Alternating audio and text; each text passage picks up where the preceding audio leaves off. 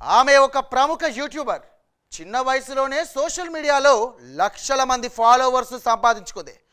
ఎప్పుడో చురుగ్గా చిలాకీగా ఉంటూ సోషల్ మీడియాలో యాక్టివ్గా ఉండేది. ఇన్స్టాగ్రామ్లో రీల్స్ చేస్తూ తనకంటూ ఒక సపరేట్ ఫ్యాన్ బేస్ క్రియేట్ చేసుకుంది. ఇప్పుడు యూట్యూబర్ అనుమానాస్పద స్థితిలో మరణించింది.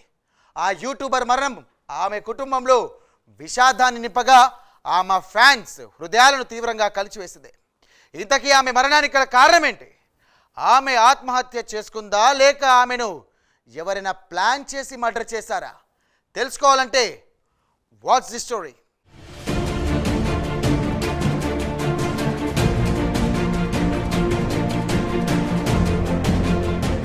ఎన్టీఆర్ జిల్లా విసన్నపేట మండల పరిధిలోని ఏ కొండూరు గ్రామానికి చెందిన వేంపాతి మధుమతి సోషల్ మీడియాలో చాలా యాక్టివ్గా ఉండేది.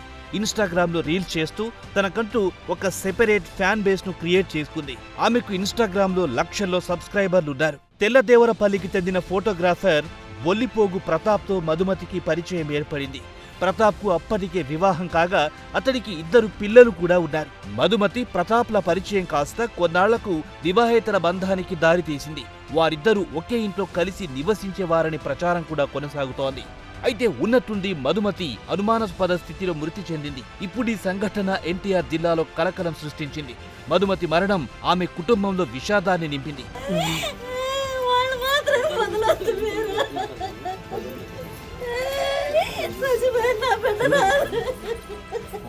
అంతకుముందు మరి ఏమున్నాయో వాళ్ళిద్దరి మధ్య ఎట్లా నాకైతే తెలియదు. ఏంటమ్మా అని చెప్పి నన్ను అడిగిస్తే కూడా నన్ను కూడా నెట్టేసి వెళ్ళిపోయాడు. మా పాపని తీసుకొని వెళ్ళాడు. ఎక్కడికి వెళ్ళింది అనేది మాకు తెలియదు. ఇవాళ తెలిసింది శవం అయినట్టు. అసలు ఏం జరిగింది ఎక్కడ దొరికింది అనేది మాకు తెలియదండి.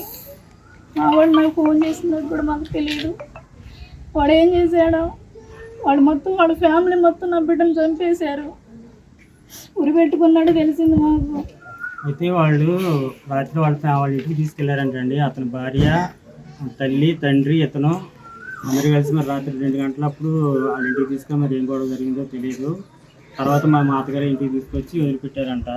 మాతగారు ప్రాథమిక వెళ్ళిన టైంలో మరి వాళ్ళు ఎంతమంది వచ్చి అమ్మాయిని చంపి ఊరేసినట్టుగా మేము భావిస్తున్నామండి. ఎవరండి ఊరేసింది? ఎవరు? ఈ బొల్లిపో ప్రతాప్, ఆయన తల్లి, ఆయన తండ్రి.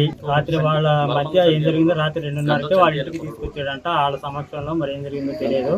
తెల్లారి పొద్దున్నే 11-12 టైంలో మా అత్తగారు ప్రాథమిక వెళ్ళే టైంలో మరి వాళ్ళే వచ్చి అమ్మాయిని చంపి ఉరిపెట్టుకుందని చెప్పి మళ్ళీ వాళ్ళే హాస్పిటల్కి తీసుకొచ్చి అడ్మిట్ చేశారంట. అప్పటికే చనిపోయిందని చెప్పి డాక్టర్ నిర్ధారించడమైంది. ఆమె సోషల్ మీడియా ఫ్యాన్స్ హృదయాలను కూడా ఆమె మృతి తీవ్రంగా కలిచివేసింది. తమ కుమార్తెను ప్రతాపే వెంట తీసుకెళ్లి ఎవ్వరికి అనుమానం రాకుండా ఉరేసి చంపేశాడని తల్లిదండ్రులు వేంపాతి పాపారావు, లావణ్య ఆరోపిస్తున్నారు. ప్రతాప్ను కఠినంగా శిక్షించి తమకు న్యాయం చేయాలని డిమాండ్ చేస్తున్నారు మధుమతి తల్లిదండ్రులు. మధుమతి మృతిపై విసన్నపేట పోలీస్ స్టేషన్లో తల్లిదండ్రులు ఫిర్యాదు చేశారు. డాక్టర్ గారు చనిపోయిందని నిర్ధారించారు. తర్వాత మేము వేరే ఫ్రెండ్ బంధువుల ద్వారా తెలుసుకున్న విషయం. మాకైతే అది ఎటువంటి విషయం తెలియజేయలేదు. తీసుకెళ్ళినోడు కనీసం ఇన్ఫర్మేషన్ కూడా ఇవ్వలేదు. తర్వాత కానిస్టేబుల్ గారు డీకంపోజ్ అవుద్ది, కేసు తర్వాత రాసుకోవచ్చు, శవాన్ని అయితే ముందు అక్కడ దాంట్లో పెడదామని చెప్పి బెనర్జీ గారు అనే కానిస్టేబుల్ గారు తీసుకెళ్ళమంటే పంపించేసాం. మీరు కంప్లైంట్ ఇచ్చారు? ఇంకా కంప్లైంట్ ఇవ్వలేదు. కంప్లైంట్ రాస్తున్నాం. కంప్లైంట్ ఇవ్వడానికి సిద్ధంగా ఉన్నాం.